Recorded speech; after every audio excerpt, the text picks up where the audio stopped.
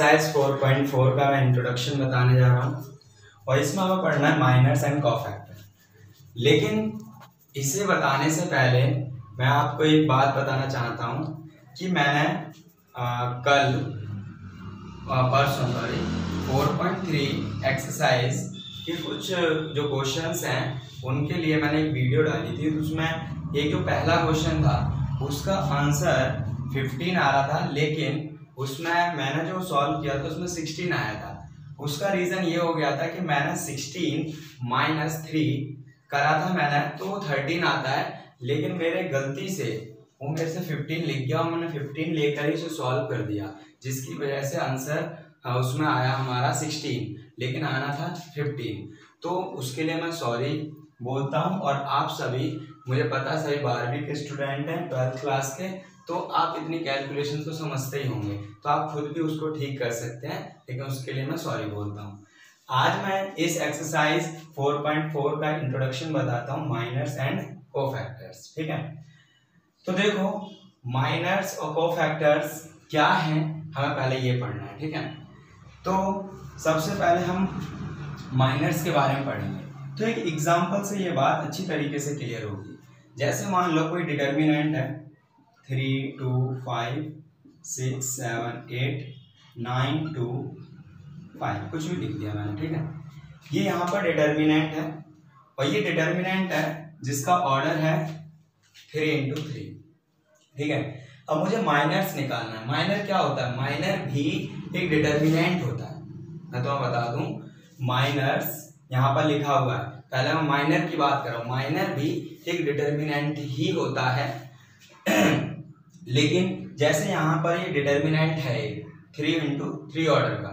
ठीक है, अगर हमसे बोला जाए कि इस एलिमेंट का माइनर निकालो या इस एलिमेंट का माइनर निकालो, तो मैं तुम्हें बता दूं, यहाँ पर 9 एलिमेंट इसके अंदर लिखे हुए हैं। इस डिटर्मिनेंट के अंदर कितने एलिमेंट है? 9।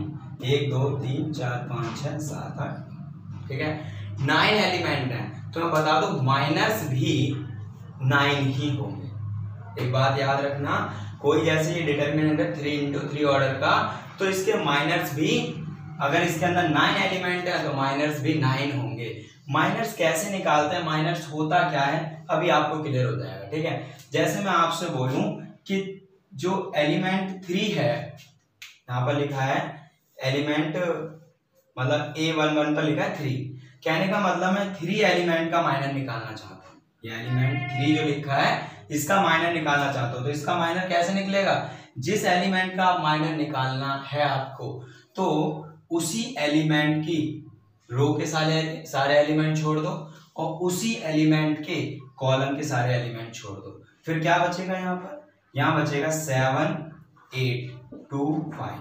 तो ये डिटर्मिनेंट निकल के आया।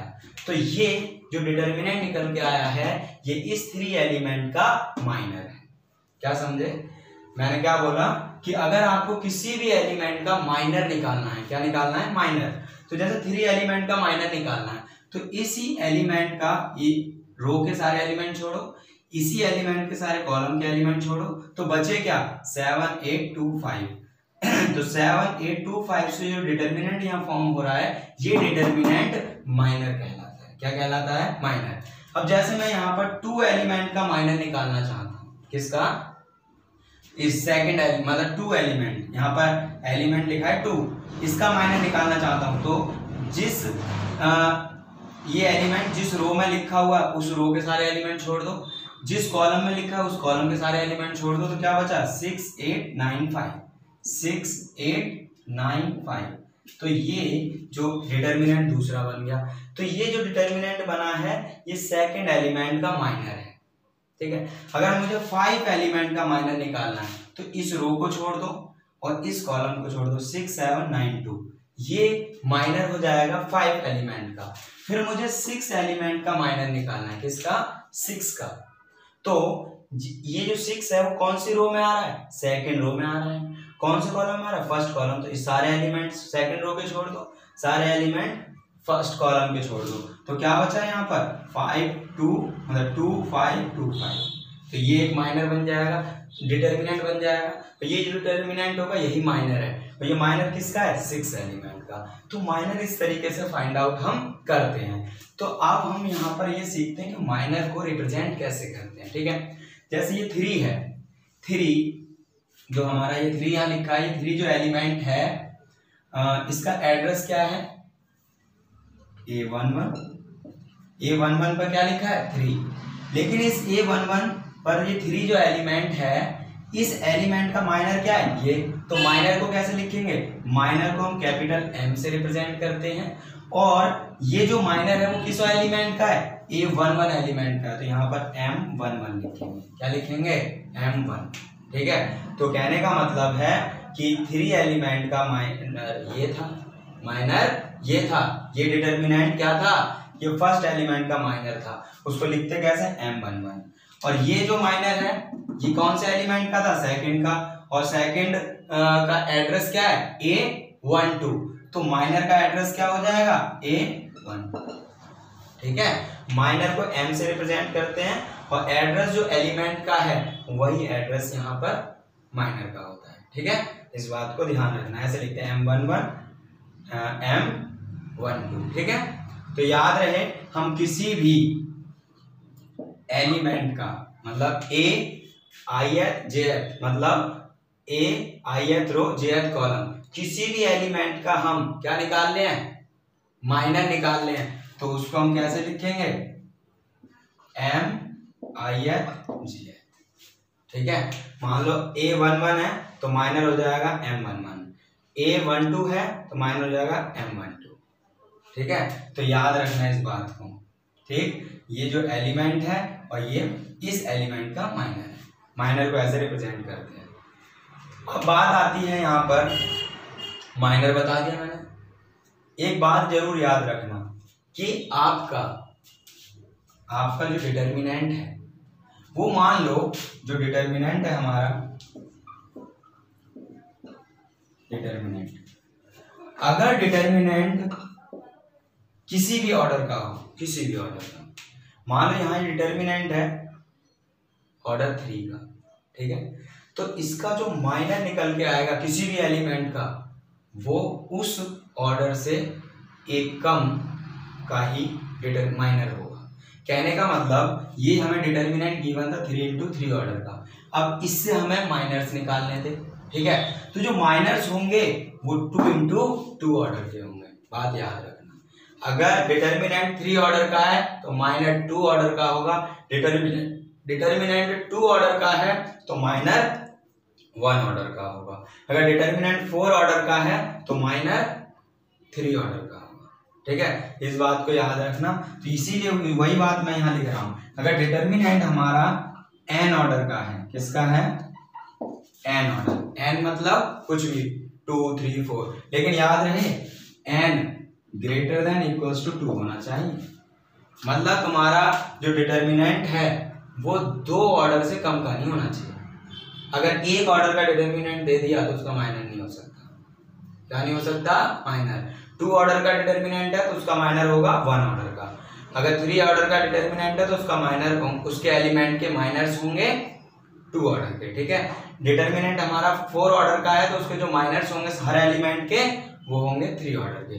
तो इस बात को याद रखना कि डिटर्मिनेंट n ऑर्डर का है और n क्या है, less than greater than equals to 2, तो जो माइनर का ऑर्डर होगा,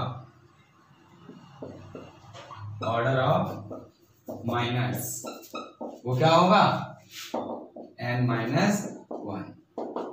मतलब कि हमेशा एक कम का ही क्या होगा, माइनर होगा। जो भी डिटर्मिनेंट होगा उसके जो माइनर्स होंगे वो एक नंबर उससे कम ही ऑर्डर का होगा, ठीक है। इस बात को ध्यान रखना। अब बात आती है कोफैक्टर्स की, ठीक है। अब बात यहां पर आती है कोफैक्टर्स की।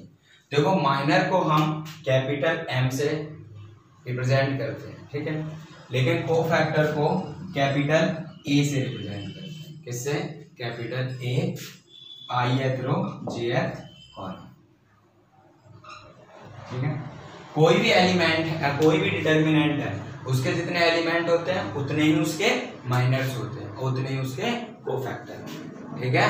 याद रहे एक बात क्या कह रहा हूं मैं कि किसी भी डिटर्मिनेंट के जितने एलिमेंट हैं उस डिटर्मिनेंट के उतने ही क्या होंगे, माइनर्स होंगे।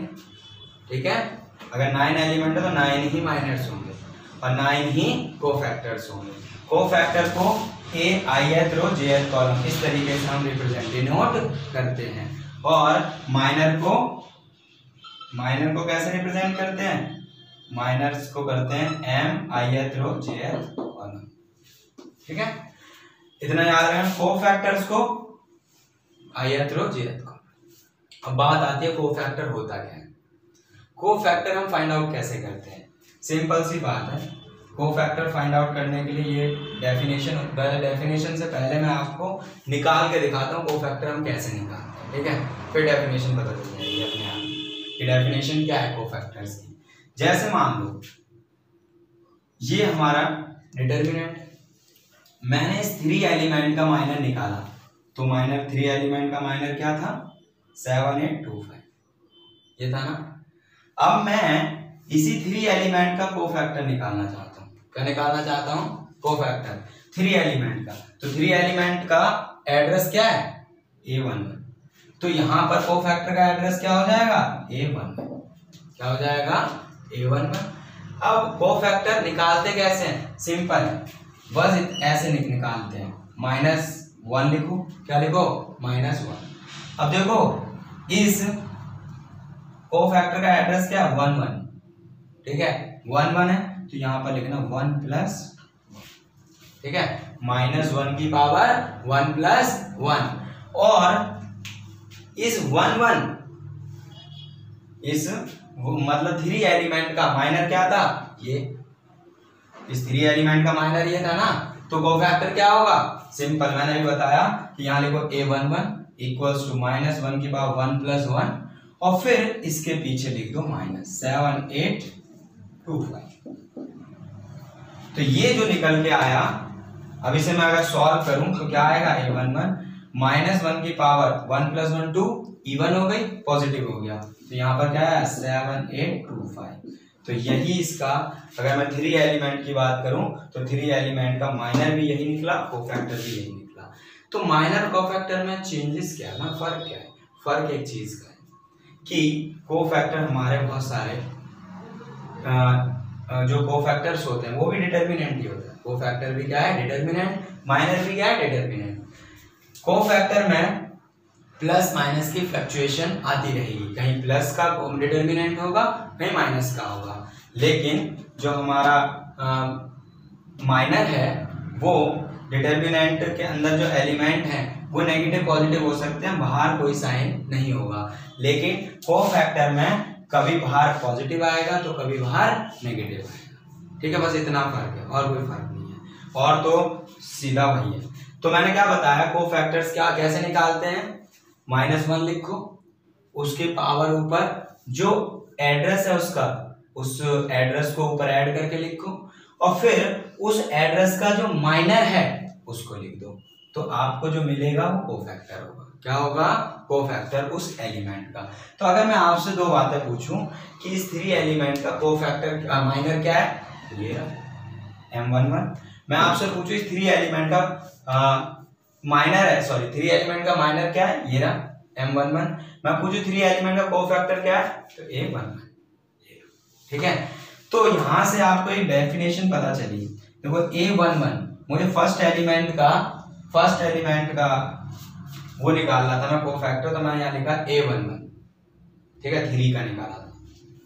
तो इसी तरीके से यहां से मुझे एक बात पता चली कि जो हमारा कोफैक्टर की डेफिनेशन होती है वो ये होती है, A ith row jth column equals to -1 की power ith row plus jth column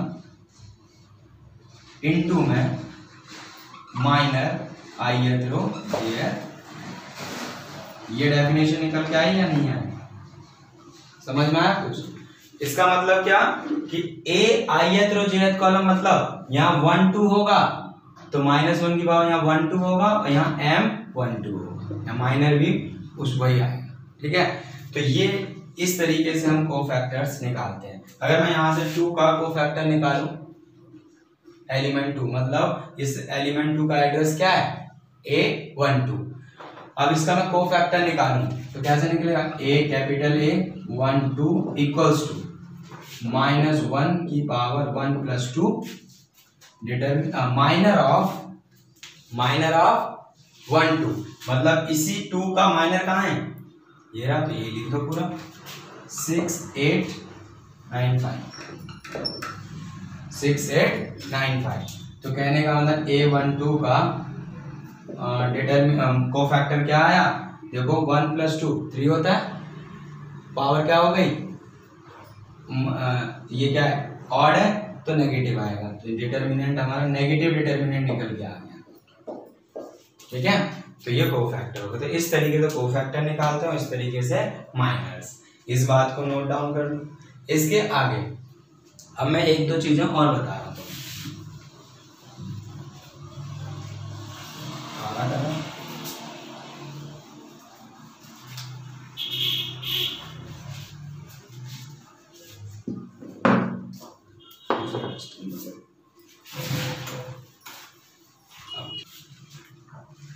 अब देखो मैं 2 और बातें बता रहा हूं, उसके बाद इसका इंट्रो खत्म हो जाएगा।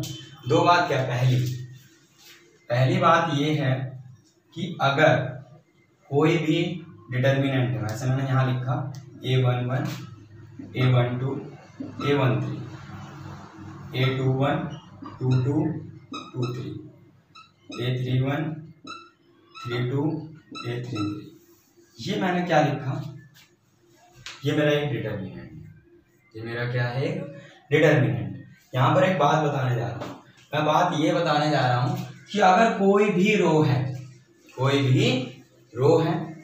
या कोई भी कॉलम, ठीक है, किसी भी रो के या किसी भी कॉलम के एलिमेंटों को, किसी भी रो के या किसी भी कॉलम के एलिमेंटों को उसी रो के या उसी कॉलम के, आपने किसी भी रो के, मान लो आपने ये फर्स्ट रो के सारे एलिमेंट ले लिए, तो इसी रो के सारे कोफैक्टर्स, मतलब A11 का कोफैक्टर, A12 का कोफैक्टर, A13 का कोफैक्टर करना और फिर उन्हें मल्टीप्लाई कर देना। क्या कर देना, मल्टीप्लाई। तो आपको क्या मिलेगा, आपको डिटर्मिनेंट प्राप्त हो जाएगा। कैसे, यहाँ पर ये डिटर्मिनेंट है, ठीक है, मैं यहाँ क्या बता रहा हूँ, यहाँ बता रहा हूं कि किसी भी रो के एलिमेंटों को उसी रो के कोफैक्टर से मल्टीप्लाई करके, क्या करके, मल्टीप्लाई करके आप ऐड कर देते हो। क्या कर देते हो, ऐड, तो आपको एक डिटर्मिनेंट प्राप्त होगा। ठीक है, जैसे A11 इसी का कोफैक्टर क्या होगा, A11 प्लस A12 इसी का कोफैक्टर क्या होगा, A12 प्लस इसका A13 इसी का कोफैक्टर क्या होगा, 13। जैसे ये डिटर्मिनेंट था, मैंने बोला किसी भी रो के एलिमेंटों को उसी रो के करस्पॉन्डिंग एलिमेंटों के कोफैक्टर से, करस्पॉन्डिंग एलिमेंट्स के कोफैक्टर से मल्टीप्लाई करके सम कर दो, तो आपको डिटर्मिनेंट फॉर्म हो जाएगा। जैसे ये डिटर्मिनेंट है, ठीक है, आपने ऐसा करके यहाँ ये जो लिख रखा है, अगर इसको ओपन करें तो आपको दोबारा से यही मिल जाएगा, आपको दोबारा से यही मिल जाएगा। तो मैं यही कह रहा हूं, या आप वैल्यू की बात कर लूं, यहाँ आप किसी इस डिटर्मिनेंट को किसी के भी अलोंग एक्सपेंड कर दो, फर्स्ट रो के, सेकंड रो के, थर्ड रो के, ठीक है, आपको इस डिटर्मिनेंट की जो वैल्यू मिलेगी और इस तरीके से जो वैल्यू मिलेगी वो वैल्यू सेम ही होगी, मतलब इक्वल होगी। तो डिटर्मिनेंट कह लो कि अगर किसी भी रो के एलिमेंटों को उसी रो के करस्पॉन्डिंग कोफैक्टर से मल्टीप्लाई करके ऐड कर दो तो हमें डिटर्मिनेंट मिल जाता है। ऐसे कह लो, या ऐसे कह लो कि इस डिटर्मिनेंट की जो वैल्यू होगी, या फिर आपने किसी भी रो के एलिमेंटों को उसके कोफैक्टर से मल्टीप्लाई करके जो डिटर्मिनेंट की वैल्यू निकाली वो सेम ही है, बात एक ही है। ठीक है, तो इस बात को याद रखना, ठीक है। जैसा मैंने यहाँ पर इसके साथ किया है, यहाँ भी कर सकते थे, A121 फिर A21, यहाँ पर A22 तो कोफैक्टर ऑफ A22, a2 3 तो कोफैक्टर ऑफ 2 3, ठीक है। तो ये बात याद रखना। उसके बाद एक और मैं बात बता रहा हूं तुम्हें,